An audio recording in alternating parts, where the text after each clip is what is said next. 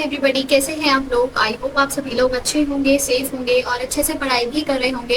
This is Ruchika and welcome to my channel. So आज हम continue करेंगे इंडियन इकोनॉमिक डेवलपमेंट का chapter number 6, that is new economic policy, या फिर आप इसको इकोनॉमिक रिफॉर्म्स 1991 से भी जान सकते हो, एक ही बात है। ठीक है, तो ये चैप्टर का ऑलरेडी हम एक वीडियो कर चुके हैं जिसमें हमने सबसे पहले पढ़ा कि भाई इकोनॉमिक रिफॉर्म्स होते क्या है, उनका मीनिंग क्या होता है। मैंने आपको ऐसे समझाया था कि 1991 से पहले हम क्या करते थे, हम लाइसेंसिंग यूज करते थे, हम कोटाज यूज करते थे, हम परमिट्स यूज करते थे, यानी कि LQP वाली पॉलिसी पर हम चल रहे थे। उसके बाद 1991 में जो रिफॉर्म्स आए, इसके थ्रू हम क्या लेकर के आए, लिबरलाइजेशन, प्राइवेटाइजेशन, ग्लोबलाइजेशन, यानी कि आपका LPG वाली पॉलिसी हम लेकर के आए। ठीक है, और हमने इसका मीनिंग समझा, इकोनॉमिक रिफॉर्म्स क्या होते हैं, कौन लेकर के आया, कैसे आए। ठीक है, ये सारी हिस्ट्री आपको पता होगा, लास्ट वीडियो में हमने कवर कर लिया है।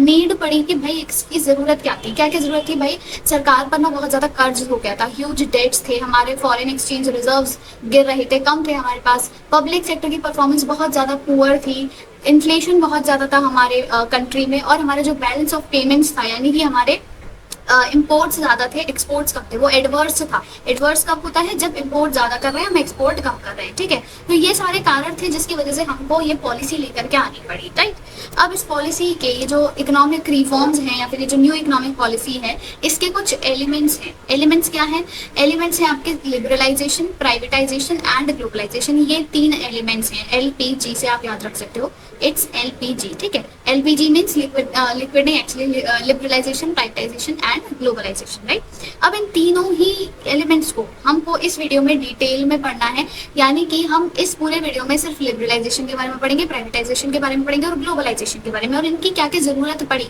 क्यों क्यों ये एलिमेंट्स लेकर के आए गए हमारी इस इकोनॉमिक पॉलिसी के थ्रू। तो ये सारी चीजें हमने आज के वीडियो में कवर करनी है। सबसे पहले हम बात करेंगे भाई लिबरलाइजेशन की। लिबरलाइजेशन का मतलब क्या होता है, लिबरल होना।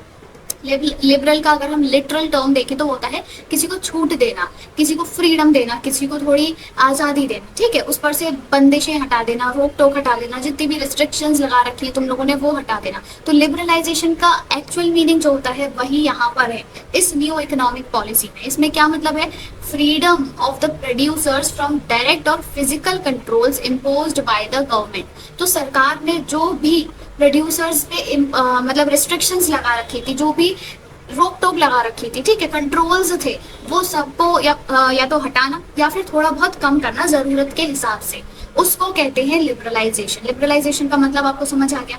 अब हुआ क्या था बेसिकली, देखो 1991 से पहले गवर्नमेंट ने क्या किया था, बहुत सारे रोक टोक लगा रखी थी। ये हमने इंडस्ट्रियल पॉलिसी वाले चैप्टर में पढ़ा था, अगर आपको याद है। हमने क्या पढ़ा था कि सरकार ने ना बहुत ज्यादा रोक टोक लगा रखी थी। प्राइवेट सेक्टर को हर चीज के लिए लाइसेंस चाहिए भाई, हर चीज के लिए। अगर उसको नया बिजनेस खोलना है, अगर उसको अपना एक्सिस्टिंग बिजनेस बड़ा करना है, ये वाला प्रोडक्ट बनाना है, वो वाला प्रोडक्ट बनाना है, बाहर से कोई चीज इंपोर्ट करनी है, बाहर कोई चीज एक्सपोर्ट करनी है, तो 50 तरह के लाइसेंसेस, 50 तरह के कंट्रोल्स हैं उस पर, किस पर, प्राइवेट सेक्टर पर। और बाकी पब्लिक सेक्टर फर्म्स जो थी उन पर भी बहुत सारी रोक टोक थी। राइट, और हमने लास्ट चैप्टर में भी पढ़ा था कि जो हमारी सरकार थी वो क्या कर रही थी, आपका inward looking trade strategy use कर रही थी, जिसमें कि उसने कोटाज लगाए थे, मतलब लिमिट सेट कर दी कि इससे ज्यादा हम इम्पोर्ट नहीं करेंगे।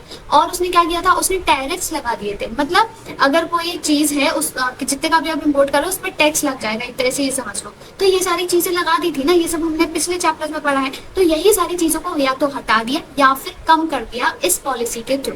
1991 में क्या हुआ देखो, उससे पहले, प्रायर टू 1991, ये पहले की बात है, government had imposed several types of controls on private sector like import license, price control, restrictions on investment, etc. ठीक है, due to these controls several shortcomings were had aroused in the economy. Obviously बहुत सारी problems आ रही थी। क्यों आ रही थी, these controls had given rise to inefficiency, corruption and undue delays।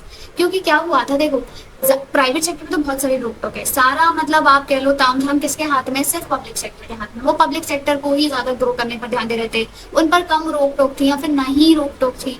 तो क्या हुआ था, पब्लिक सेक्टर, सरकारी जो कर्मचारी होते हैं वो एकदम, आपने सुना है ना, ये मतलब बहुत ज्यादा पॉपुलर है कि सरकारी कर्मचारी बहुत मर मर के काम करते हैं, रेंग के काम करते हैं, बहुत इनएफिशिएंटली काम करते हैं, करप्शन बहुत होता है। तो ये सारी चीजें अराइज होने लगी क्योंकि पब्लिक सेक्टर की मोनोपोली हो गई थी। ऑब्वियसली प्राइवेट सेक्टर तो कुछ कर ही नहीं पा रहा क्योंकि उस पर रोक टोक इतनी ज्यादा है। तो इससे क्या हुआ, हमारी GDP बहुत ज्यादा गिर गई और हमारी इकोनॉमी कैसी बन गई, हाई कॉस्ट इकोनॉमिक सिस्टम हमारा बन गया। मतलब कॉस्ट तो बहुत ज्यादा लग रही है, काम बहुत कम हो रहा है क्योंकि करप्शन इतना है, इनएफिशिएंसी इतनी है, मतलब लीकेजेस इतने हैं। तो कुल मिलाकर के काम नहीं हो रहा था, बहुत बेकार काम हो रहा था, इकोनॉमिक सिस्टम हमारा रद्दड़ हो गया था एकदम।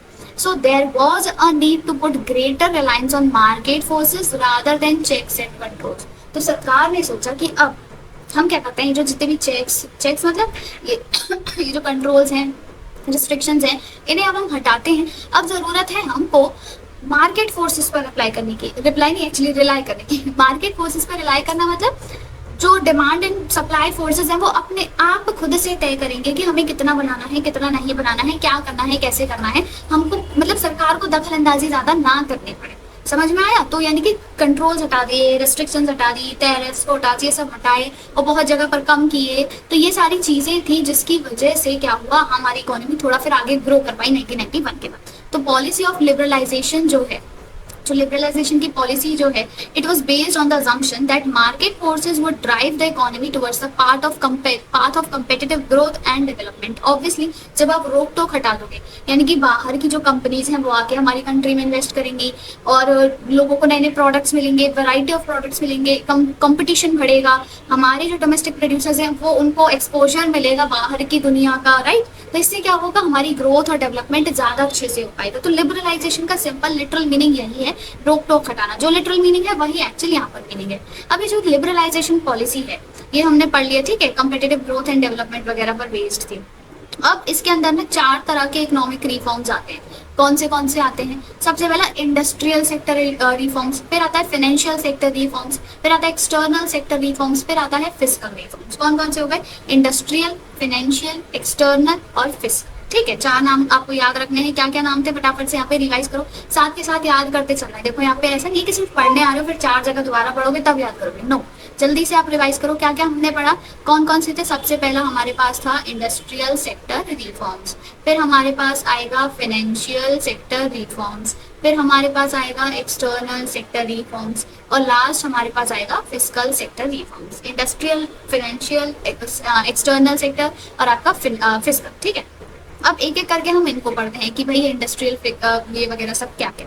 सबसे पहले बात आती है इंडस्ट्रियल की। इंडस्ट्री से रिलेटेड होगा ऑब्वियसली। इंडस्ट्री से रिलेटेड चैप्टर आपने ऑलरेडी पढ़ा हुआ है जिसमें हमने इंडस्ट्रियल सेक्टर रिफॉर्म्स पढ़े थे, याद है? स्ट्रैटेजी ऑफ इंडस्ट्रियल ग्रोथ, जिसमें हमने आईपीआर पढ़ा था, इंडस्ट्रियल पॉलिसी रेजोल्यूशन 1956, ये सब चीजें पढ़ी थी। कुछ याद आ रहा होगा, आई नो सब कुछ याद नहीं रहता है आपको।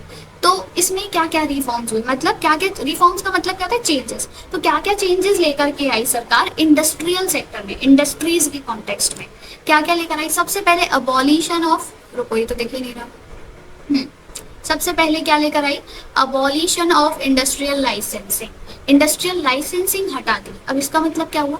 मतलब अब क्या था, लाइसेंसेस बहुत ज्यादा चाहिए होते थे हर चीज के लिए। अगर आपको बिजनेस नया स्टार्ट करना है तो लाइसेंस, बिजनेस बंद करना है तो लाइसेंस, और एग्जिस्टिंग कोई बिजनेस है उसको और एक्सपेंड करना है तो भी लाइसेंस, मतलब हर चीज में लाइसेंस। तो इंडस्ट्रीज के लाइसेंसेस हटा दिए, बहुत सारी जगह से हटा दिए। बस 5 चीजों को छोड़ के 5 इंडस्ट्रीज थी जिनको लाइसेंस की जरूरत पड़ेगी ही पड़ेगी। उसके अलावा सबको कोई छूपो नहीं है परमिशन, वो बैश करो तुम लोग, ठीक है। तो government abolish the requirement of licence except for 5 industries. और वो 5 कौन सी थी? तो लिकर, दारू, ठीक है, सिगरेट, सुट्टा, डिफेंस इक्विपमेंट, आपके जो भी डिफेंस के इक्विपमेंट्स हैं लाइक बंदूक और जो भी आर्म्स एंड एम्यूनिशंस हो गए, इंडस्ट्रियल एक्सप्लोजिव्स जो होते हैं और डेंजरस केमिकल्स। तो ये ऐसी चीजें ऑब्वियसली इनके लिए लाइसेंस रखना चाहिए। तो लिकर, सिगरेट, आपका डिफेंस के इक्विपमेंट्स और आपका क्या हो गया? इंडस्ट्रियल एक्सप्लोजिव्स और डेंजरस केमिकल्स। तो ये 5 चीजें थी जिनके लिए लाइसेंस रखना जरूरी था। इसके अलावा सब का लाइसेंस हटा दिया कि तुमको कोई परमिशन की जरूरत नहीं है, ऐश करो, खुद से कुछ भी बनाओ, कुछ भी करो, दुकान बंद करो, भड़ाओ, कुछ भी करो। फिर था आपके पास नेक्स्ट आता है कॉन्ट्रैक्शन ऑफ पब्लिक सेक्टर।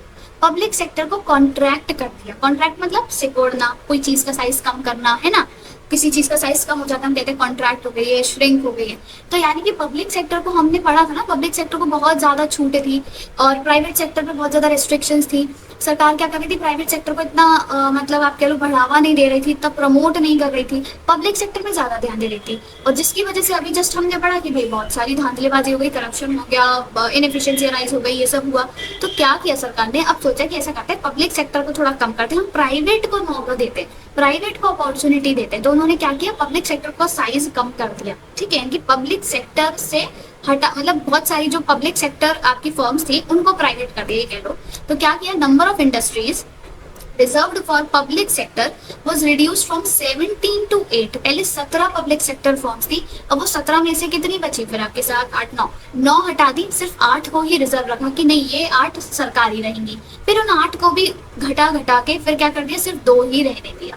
8 में से भी 6 और हटा दी, उनको भी प्राइवेट कर दिया, 2 रह गई कि ये तो फिर पब्लिक ही रहेंगी, सरकारी ही रहेंगी। कौन कौन सी थी, एटॉमिक एनर्जी एंड रेलवेज। अब तो रेलवेज में भी प्राइवेटाइजेशन हो गया है, प्राइवेट कंपनीज की ट्रेन वगैरह आती है लाइक अडानी की और रिलायंस की, ठीक है।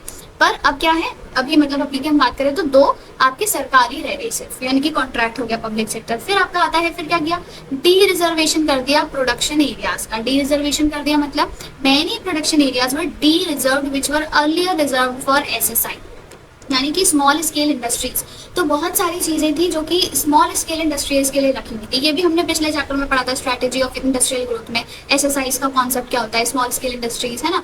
तो बहुत सारी चीजें थी, बहुत जैसे कि मान लो पापड़ हो गया, चार हो गया, तो बहुत सारी चीजें थी जो सरकार ने बोला था कि नहीं ये स्मॉल स्केल इंडस्ट्रीज ही बनाएंगी, मतलब छोटी इंडस्ट्रीज जो है वो बनाएंगी जिससे कि वो भी आगे ग्रो करे, उनको एम्प्लॉयमेंट मिले।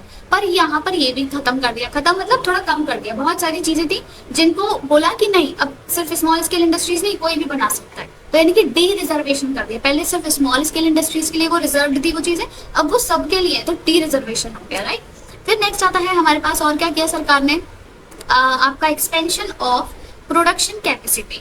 प्रोडक्शन कैपेसिटी बढ़ाने के लिए क्या किया, अब देखो पहले क्या था, सरकार ने लाइसेंसेस लगा रखे थे, कोटास लगा रखे थे, तो इतना प्रोडक्शन नहीं कर पा रहे थे जो प्रोड्यूसर्स थे, हमारी जो फर्म्स थी, क्योंकि उन्हें पता है बहुत सारी रिस्ट्रिक्शंस हैं। पर अब क्या किया सरकार ने, ये सारी चीजें हटा दी। मैंने अभी तो बोला लिबरलाइजेशन में क्या कर रहे हैं, हम हटा ही तो रहे हैं, छूट ही तो दे रहे हैं, और जब इन सबको छूट दे दी तो प्रोडक्शन कैपेसिटी उनकी बढ़ गई।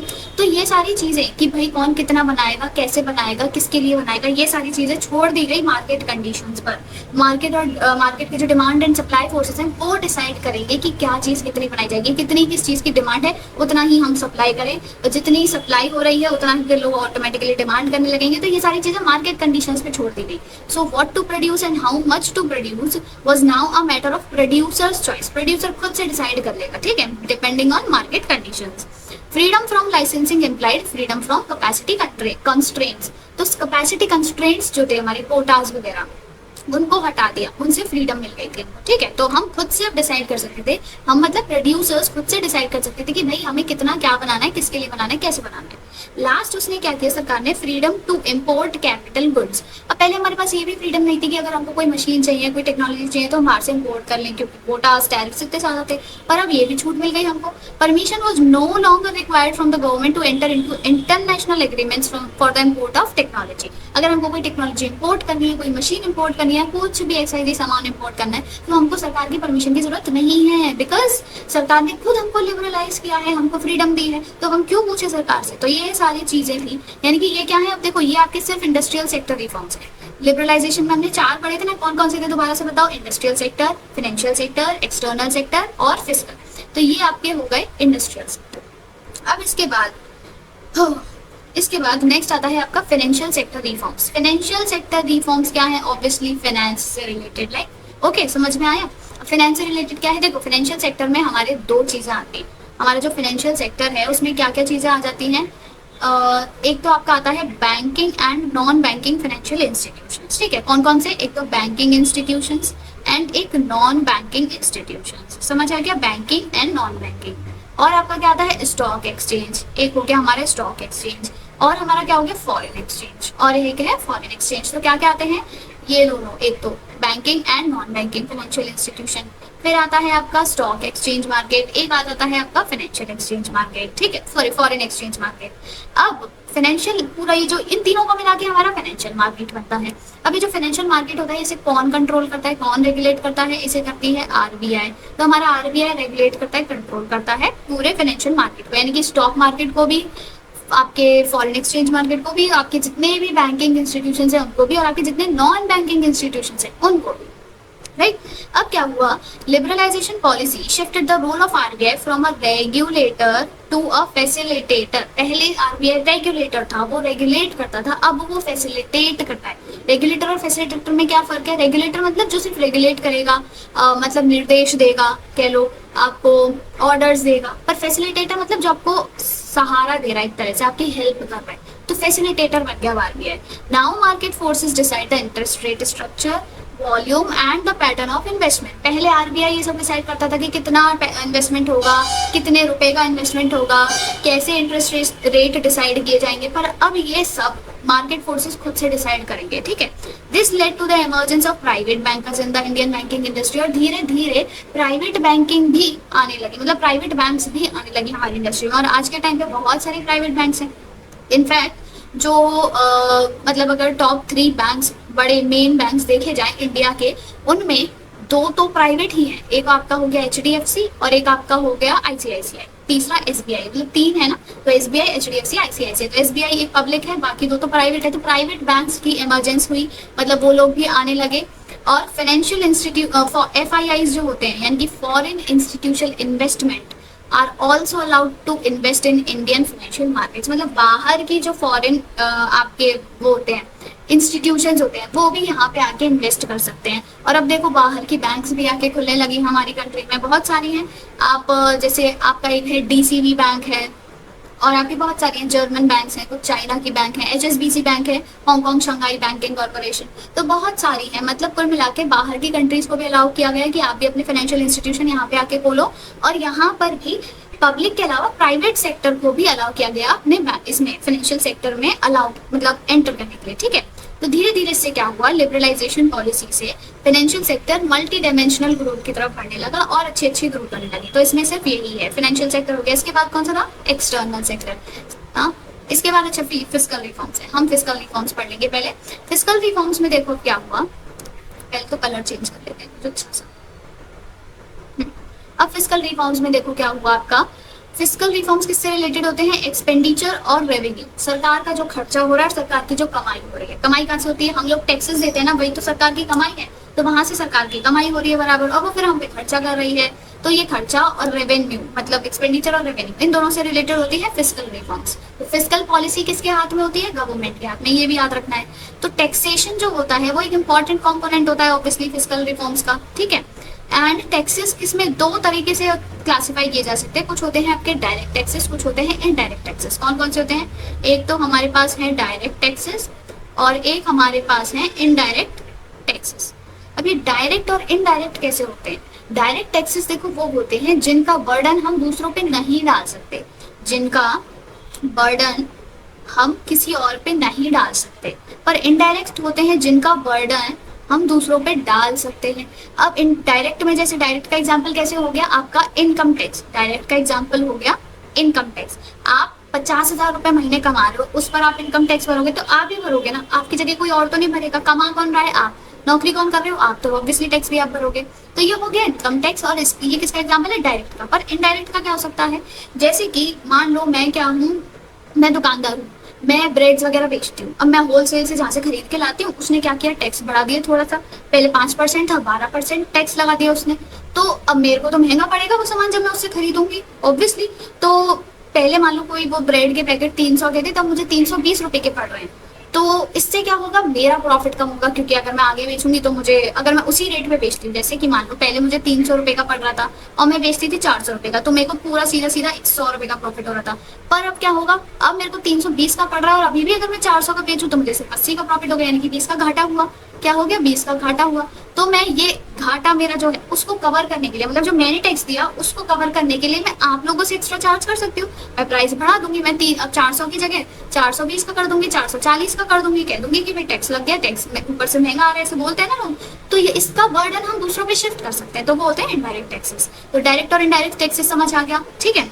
अब लिबरलाइजेशन से पहले जो टैक्सेशन का स्ट्रक्चर था ना, बहुत ज्यादा कॉम्प्लेक्स हुआ करता था, बहुत ज्यादा इवेजिव हुआ करता था। कॉम्प्लेक्स है मतलब इतना जटिल है, इतना टफ है, लोगों को समझ नहीं आ पाता था और इससे लोग इवेड करते थे। इवेजिव मतलब इवेड करते थे, मतलब भागते थे लोग, कतराते थे, बचते थे, हम टैक्स नहीं भरेंगे, उनको समझ ही नहीं आता था प्रोसीजर क्या है। पर अब टैक्स स्ट्रक्चर जो है हमारा इतना ज्यादा सिंपल हो गया है या मॉडरेट हो गया है कि लोग खुद ही आगे बढ़ के टैक्स पे करते हैं, सरकार की हेल्प करते हैं, सरकार को ज्यादा से ज्यादा रेवेन्यू अर्न होता है, वो ज्यादा से ज्यादा हम पर एक्सपेंडिचर करती है। तो फिस्कल रिफॉर्म्स में ये सारी चीजें हुई, मतलब टैक्स स्ट्रक्चर को बहुत ज्यादा सिंपल कर दिया, ये हुआ इन शॉर्ट, ठीक है। पूरा इसका कंक्लूजन ये। लास्ट हमारे पास आता है एक्सटर्नल सेक्टर रिफॉर्म्स। अब एक्सटर्नल सेक्टर रिफॉर्म्स हमारे देखो क्या बोलते हैं, एक्सटर्नल सेक्टर में 2 सेक्टर्स आते हैं हमारे। एक आता है हमारे पास फॉरेन एक्सचेंज, ठीक है, फॉरेन एक्सचेंज, और एक हमारे पास आता है फॉरेन ट्रेड। दो तरीके के रिफॉर्म्स हुए, एक तो फॉरेन एक्सचेंज रिफॉर्म्स और एक फॉरेन ट्रेड रिफॉर्म्स। तो फॉरेन एक्सचेंज रिफॉर्म्स की बात करें तो ये 1991 में स्टार्ट हुए थे with the devaluation of Indian rupee. Most important, कैसे याद रखना है, डीवैल्यूएशन हुआ था इंडियन रुपी का। अब ये जो देखो डीवैल्यूएशन होता है, इसका मतलब क्या है, देखो नाम से समझ आ रहा है, वैल्यू और एक डी वैल्यू, मतलब किसी की वैल्यू को कम करना इज डी वैल्यू ऑब्वियसली।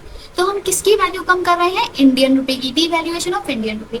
अब मान लो इंडियन रुपी की वैल्यू कम हो गई, तो इससे क्या होगा, इससे क्या होगा, जो बाहर की करेंसीज हैं, बाहर की करेंसीज हैं वो कम रुपए में हमारी कंट्री का ज्यादा सामान खरीद पाएंगे। आप ऐसे समझ लो, देखो मान लो पहले एक डॉलर में क्या होता था, लेट अस सपोज पहले क्या था, 50 रुपए थे, ठीक है, एक डॉलर में 50 रुपए, यानी कि अगर कोई बाहर का इंसान है वो $1 खर्च करके 50 रुपए का सामान खरीद सकता है। पर अब हमने क्या किया, हमने खुद ने अपनी करेंसी की वैल्यू को कम कर दिया, ठीक है, अपनी करेंसी की वैल्यू को कम कर दिया। वैल्यू कम करना मतलब उसकी जो अमाउंट है वो बढ़ा देना 50 से 70। तो अब क्या हो सकता है कि जो बाहर का इंसान है वो $1 में सिर्फ 50 नहीं, अब वो 70 रुपए का सामान खरीद लेगा। समझ पा रहे हो, अब वो $1 में 50 का खरीद पाता था पहले, तो अब वो 70 का खरीद लेगा, यानी कि हमारे रुपए की वैल्यू गिर गई है। समझ रहे हो, अब वैल्यू गिर गई है, जब वो $1 में ज्यादा सामान खरीद पा रहा है तो सब लोग ऐसे सोचेंगे नहीं, बाहर के फॉरेनर्स, कि हम क्या करते हैं, हम तो इंडिया में जाके इन्वेस्ट करते हैं, वहां पे सामान सस्ता मिलता है, वहां से हम सस्ती लेबर लेकर के आ सकते हैं, या फिर बहुत सारी चीजें सोचेंगे, यहाँ पर हमारी कंट्री में इन्वेस्ट करेंगे आके ऑब्वियसली।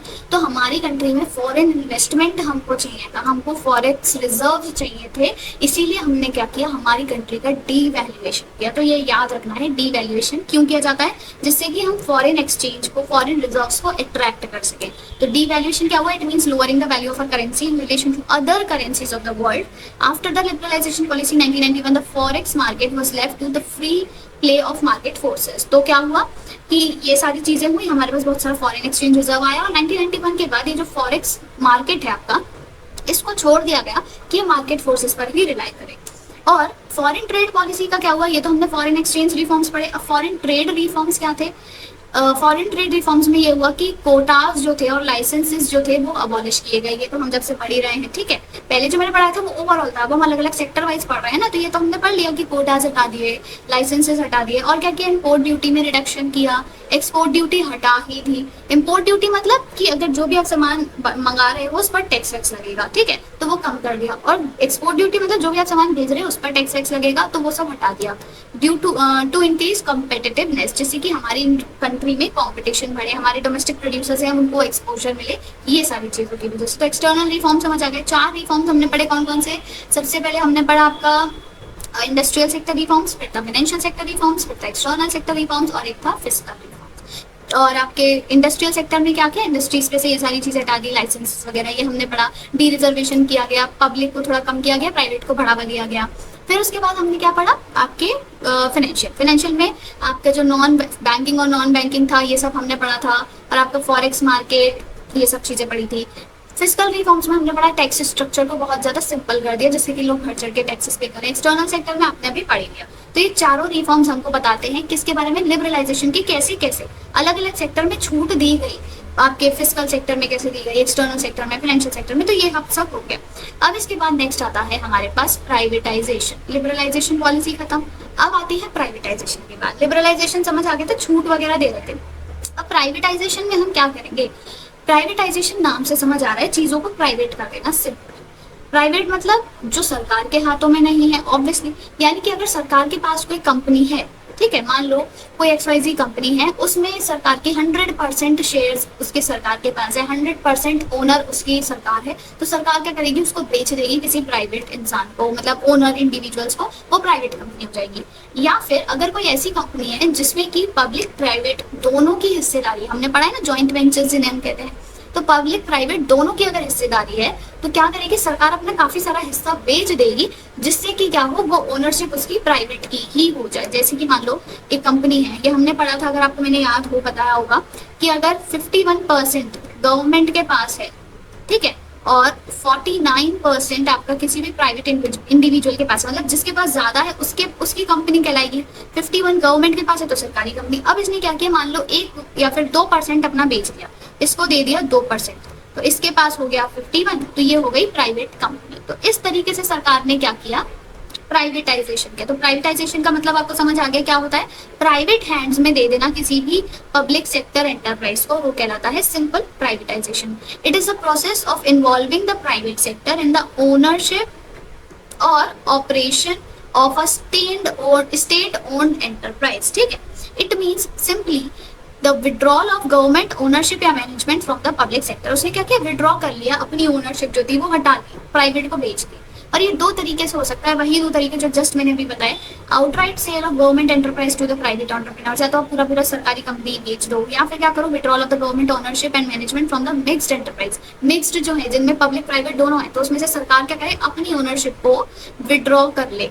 राइट, तो ये 2 तरीके मैंने बताए थे। और इसका एक तरीका होता है, प्राइवेटाइजेशन का एक तरीका है डिसइन्वेस्टमेंट। डिसइन्वेस्टमेंट मतलब क्या हुआ, पहले अगर 100 रुपए में से 50 रुपए क्या कर रही थी, गवर्नमेंट लगा रही थी। ठीक है, 50 नहीं, एक्चुअली 51 गवर्नमेंट लगा रही थी, 49 क्या कर रही थी, प्राइवेट कंपनी लगा रही थी। अब क्या करेगी, ये 2 रुपए निकाल लेगी अपने, भाई मैं तो निकाल रही हूँ, मेरे को तो 49 नहीं लगाना, डिसइन्वेस्टमेंट कर लिया। इन्वेस्टमेंट करना, पैसे लगाना, डिसइन्वेस्टमेंट का पैसे निकालना, तो क्या हो जाएगा, यहाँ पे ये गवर्नमेंट की कंपनी नहीं रहेगी। तो डिसइन्वेस्टमेंट एक तरीका होता है प्राइवेटाइजेशन का। अब प्राइवेटाइजेशन की जरूरत क्या थी, ये भी तो हमको समझने की बात है। मतलब क्यों ऐसी आफत आ पड़ी कि भाई हमको कंपनीज प्राइवेट हैंड्स में देनी है, हमको कोई चीज हमारे पास है तो हमको दूसरे को क्यों देनी पड़ रही है। तो देखो हुआ क्या, सिंपल सी बात है। आईपीआर 1956 में हमने पढ़ा कि पब्लिक सेक्टर यूनिट्स जो थी, पब्लिक सेक्टर एंटरप्राइजेस को बहुत ज्यादा इंपॉर्टेंस दी, बहुत ज्यादा, और प्राइवेट को पूरा इग्नोर किया था। राइट, और इससे क्या हुआ, इंडियन इकोनॉमी को बहुत ज्यादा फायदा भी हुआ। कैसे फायदा हुआ, क्योंकि पब्लिक सेक्टर का जो मोटिव होता है वो होता है एम्प्लॉयमेंट जनरेशन, लोगों की इनकम बढ़े, मतलब आप कह लो मतलब वो सोसाइटी के बारे में सोचते हैं। तो पब्लिक सेक्टर से बहुत ज्यादा फायदा भी हुआ, पब्लिक सेक्टर एंटरप्राइजेस से। लोग एग्रीकल्चर से इंडस्ट्रीज पर शिफ्ट होने लगे, एग्रीकल्चर सेक्टर को छोड़ के इंडस्ट्रीज पर शिफ्ट होने लगे। और इम्पॉर्टेंट, इससे हमको नवरत्नाज मिले। नवरत्नाज क्या है मैं अभी आगे बताऊंगी, ये सारी चीजें हुई। पर धीरे धीरे क्या हुआ, पब्लिक सेक्टर यूनिट्स जैसे कि हमने अभी पढ़ा, वो भाई लीकेजेस में घुस गए, वो करप्शन, उसमें धांधलेबाजी होने लगी, वहां पे इनएफिशिएंसी अराइज हो गई। और पीएसयूज जो थी, मतलब पब्लिक सेक्टर एंटरप्राइजेस जो थी, वो सोशल डेड वेट बन गई। क्योंकि हमने ये भी पढ़ा हुआ है कि सरकार क्या कर रही थी, अगर कोई सरकारी कंपनी घाटे में चल रही थी उसको बंद नहीं कर रही थी, वो उसको चलने दे रही थी, तो सोशल डेड वेट हो गया और लॉसेस बहुत ज्यादा हो गए, मतलब बिल्कुल ही अनबेरेबल। ठीक है, इनएफिशिएंसी अराइज हो गई, करप्शन अराइज हुआ, और इसीलिए क्या था, privatisation was considered the only solution. क्योंकि हमको पता है कि प्राइवेट हैंड्स में जो अगर कोई चीज़ है तो बहुत ही एफिशिएंटली काम करती है, बहुत ही बढ़िया तरीके से काम करती है, वहाँ पे हम सुधार ज़्यादा कर सकते हैं, वहाँ का मैनेजमेंट अच्छा होता है, ये सबको पता है हमको। तो इसीलिए ज़रूरत थी प्राइवेट सेक्टर को इन्वॉल्व करने की हमारे इन कंट्री में। ठीक है, तो hence in 1991 the government decided to phase out public enterprises by selling its equity to the private entrepreneurs. तो उन्होंने क्या किया, प्राइवेट एंटरप्रेन्योर्स को अपना शेयर बेच दिया। However, in the view of their efficient performance, नवरत्नास were to be retained as public sector। तो कुछ नवरत्नास, अभी एक समझो, अभी जस्ट इसके बाद बताने वाली हूँ।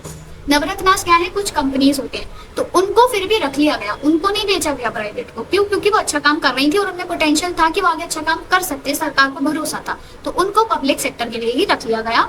And the government decided to upgrade their functional freedom with the view to enhance their competitive strength. तो सरकार ने मतलब ये शुरू किया कि भाई हम इनको अच्छे से ग्रो करेंगे, ये हमारी अच्छी अच्छी कंपनीज हैं, बहुत इंपॉर्टेंट है हमारे लिए, इन्हें हम प्राइवेट हैंड्स में नहीं दे सकते वरना हम लोग कंगाल हो जाएंगे। अब बात आती है भैया नवरत्नास है क्या।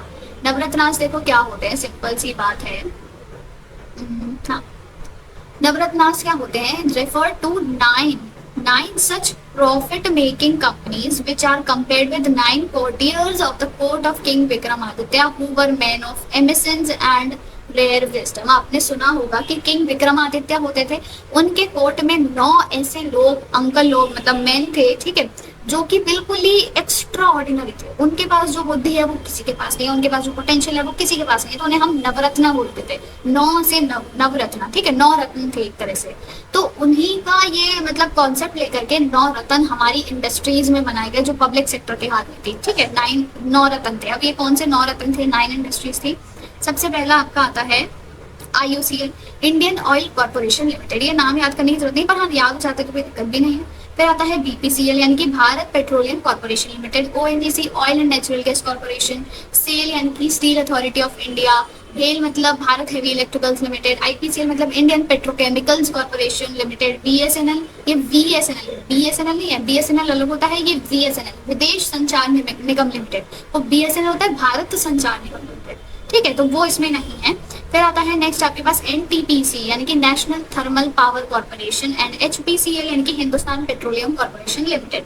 तो ये 9 रत्न हुआ करते थे, ये देखो इनके वो है, इनका जो लोगो होता है ये है आपका ONGC, IPCL, HP, ठीक है, HP का सिलेंडर आता है, भेल, Indian oil, SAIL, Bharat petroleum, VSNL और NTPC। तो ये 9 रत्न हुआ करते थे। अब धीरे धीरे क्या हुआ, ये 9 रत्न तो 9 रत्न थे ही, मतलब बनाए तो इसी कॉन्टेक्स्ट में थे कि भाई ये 9 रत्न है, वही 9 रत्न है जो कि मतलब ग्रो किए जाएंगे, पर एक ये स्टेटस बन गया। फिर आगे बहुत सारी कंपनीज आई जिनको ये स्टेटस देने लगा, मतलब ऐसा नहीं है कि फिर वो 9 से ज्यादा हो गई तो नाम चेंज किया, ऐसा कुछ भी नहीं किया, मतलब सबको स्टेटस मिलने लगे कि अच्छा 10वीं भी आ गई, इसको भी नवरत्ना का स्टेटस देते हैं, 12वीं आ गई, मतलब अच्छा अगर वो काम कर रही है, अच्छा ग्रो कर रही है तो उसको नवरत्ना, और ऐसे कर करके और भी 2 स्टेटस लेके आए गए, एक होता है आपका महारत्ना, एक है मिनी रत्ना। तो 3 एक तरह से कैटेगरीज बन गई हैं आज के टाइम पे। सबसे पहले होती है आपकी नवरत्ना, फिर उससे नीचे आती है महारत्ना, और सबसे नीचे आती है मिनी रत्ना।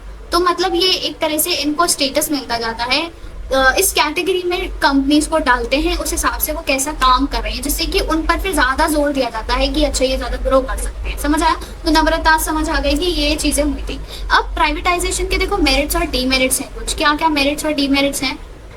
सबसे पहले प्राइवेटाइजेशन से क्या हुआ, सेल्फ इंटरेस्ट, मेरिट की बात करें, सेल्फ इंटरेस्ट को ज्यादा जोर दिया गया over social interest. It means 100% commitment of entrepreneurs, higher efficiency and higher productivity. ज्यादा प्रोडक्टिविटी होगी, ज्यादा कमिटमेंट होगा, ज्यादा एफिशिएंसी होगी, तो मतलब सेल्फ इंटरेस्ट को ज्यादा वो दिया गया मतलब इम्पोर्टेंस, ठीक है। It makes the environment competitive domestically and internationally both. It further leads to upgradation and modernization which are essential components of the, ये सब चीजें मुझे समझाने की जरूरत नहीं है। प्राइवेटाइजेशन से आपको पता है क्या क्या चीजें होती हैं भाई, हम आगे बढ़ पाते हैं, कॉम्पिटिटिव एनवायरमेंट हमको मिलता है, हम अपग्रेड हो रहे हैं, हमको एक्सपोजर मिल रहा है, बहुत सारी चीज हो रही है, ठीक है। और इससे क्या होता है, expansion and diversification of production because private enterprises generate higher profits. Obviously private sector ज्यादा मतलब आपको प्रॉफिट्स देता है। आप खुद देखो सरकारी नौकरी होती है, लोग सरकारी नौकरी के पीछे क्यों भाग रहे हैं, क्योंकि वहाँ पे आप कह लो वो होता है कि मतलब ठीक है नौकरी जाएगी नहीं, वहाँ पे कंफर्म होता है। पर प्राइवेट में पैसा ज्यादा है, पैसा प्राइवेट में ही ज्यादा है। पब्लिक सरकारी नौकरी सरकारी है, क्यों, क्योंकि वहाँ पे गारंटी है कि नौकरी नहीं जाएगी।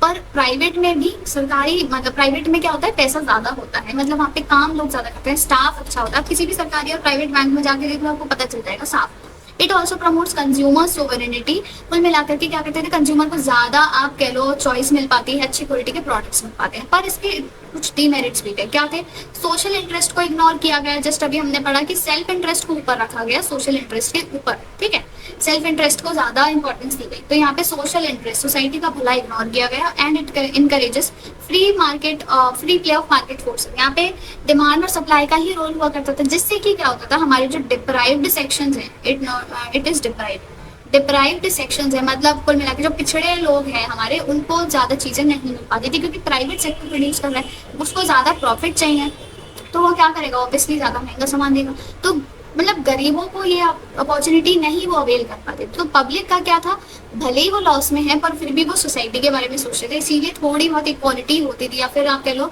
पब्लिक जो हमारे पिछड़े लोग हैं, गरीब लोग हैं, पुअर सेक्शन जो है, उसको भी इंपॉर्टेंस मिलती थी। पर प्राइवेटाइजेशन के बाद ये थोड़ा सा कम हो गया है। तो ये आपको समझ आ गया लिबरलाइजेशन क्या होता है, प्राइवेटाइजेशन, दोनों कंप्लीट हो गए। इसके बाद हम पढ़ेंगे ग्लोबलाइजेशन, बट उससे पहले आगे मूव करने से पहले प्लीज इधर एक नजर डालना। मैंने जस्ट अभी एनालिटिक्स देखा, जो मेरे वीडियोस देखते हैं ना, उसमें से 78.5% हैं जिन्होंने सब्सक्राइब ही नहीं किया हुआ है चैनल, सिर्फ 21.5% अच्छे लोग हैं जिन्होंने चैनल सब्सक्राइब किया हुआ है। तो भाई प्लीज आप लोग भी यहाँ से इस वाली कैटेगरी में आ जाओ, अच्छी वाली में, चैनल सब्सक्राइब कर लिया करो। अगर वीडियोस आपको अच्छी लगती हैं तो, जबरदस्ती नहीं है, वीडियोस अच्छी लग रही है, आप पढ़ते हो मुझसे तो फिर कोई दिक्कत नहीं है।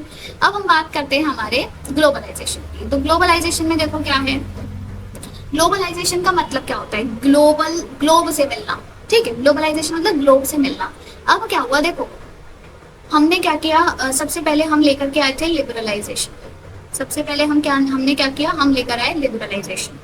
और दूसरे नंबर पे हम लेकर आए प्राइवेटाइजेशन। लिबरलाइजेशन में हमने क्या किया, सारी रिस्ट्रिक्शन हटा दी, सब कुछ मतलब सारे बंधन सब तोड़ दिए। प्राइवेटाइजेशन में हमने क्या किया, प्राइवेट सेक्टर को भी अलाउ कर दिया। और इन दोनों से मिल करके या फिर इन दोनों का जो रिजल्ट आया वो आया हमारे पास ग्लोबलाइजेशन। जब सारी रिस्ट्रिक्शंस हट गई और अब हम प्राइवेट सेक्टर को भी इन्वॉल्व कर रहे हैं, सब काम बढ़िया हो रहा है, तो हम ग्लोब से मिल पाएंगे, लोग हमसे मिलेंगे, हम लोगों से मिलेंगे, यानी कि ग्लोबलाइजेशन हो पाएगा। तो क्या हुआ, लिबरलाइजेशन और प्राइवेटाइजेशन इन दोनों का एक जो एंड प्रोडक्ट है, इन दोनों से मिलकर के जो रिजल्ट आया ना, वो होता है ग्लोबलाइजेशन। तो ग्लोबलाइजेशन क्या है, means integrating the economy of a country with the economies of other countries under conditions of free flow of trade and capital across borders। ये हम कैसे कर पा रहे थे, फ्री फ्लो ऑफ ट्रेड। ये जो फ्री फ्लो ऑफ ट्रेड हम कैसे कर पा रहे थे, लिबरलाइजेशन के थ्रू ऑब्वियसली। और क्या कर रहे थे हम, इंटीग्रेट अगर हम कर रहे हैं हमारी इकोनॉमी को दूसरी इकोनॉमी से, तो वो कैसे कर पा रहे हैं, प्राइवेटाइजेशन के थ्रू। और इन्हीं दोनों के थ्रू क्या हुआ, ग्लोबलाइजेशन आ गया। तो इट इज द आउटकम, ये एक रिजल्ट है किसका, लिबरलाइजेशन का एंड प्राइवेटाइजेशन। और ये याद रखना है, and it played an important role in the flow of capital and technology from the developed countries of the world to India. हमारे पास उस चीज की कमी होती थी तो हम ले लेते थे आराम से, भाई ठीक है, अब वो लिबरलाइजेशन आ गया, अब हम ग्लोबलाइजेशन कर सकते हैं, ठीक। अब इसका एक important point I mean component है या फिर आप कह लो कॉन्सेप्ट है ग्लोबलाइजेशन में जो यूज किया जाता है, दैट इज आउटसोर्सिंग। आउटसोर्सिंग क्या होता है, it is an important outcome of the process of globalisation. और ये क्या होता है, it is a system of hiring business services from the outside world. बाहर की दुनिया से बिजनेस सर्विसेज को अवेल करना, जैसे कि आपके कॉल सेंटर्स हो गए या फिर आप लेबर मंगा रहे हो, बाहर की कंट्री की लेबर आ रही है, तो ये होती है outsourcing. And India emerged as an important destination of outsourcing. Important destination बन गया आउटसोर्सिंग का, मतलब यहाँ की सर्विसेज अब बाहर जाएंगी। भाई ऐसी क्या सर्विसेज थी जो बाकी कंट्रीज के पास नहीं और हमारी कंट्री के पास है, इंडिया के पास, इंडिया से लोग सर्विसेज लेंगे, ऐसी कौन सी सर्विसेज थी, वो सर्विसेज ये थी।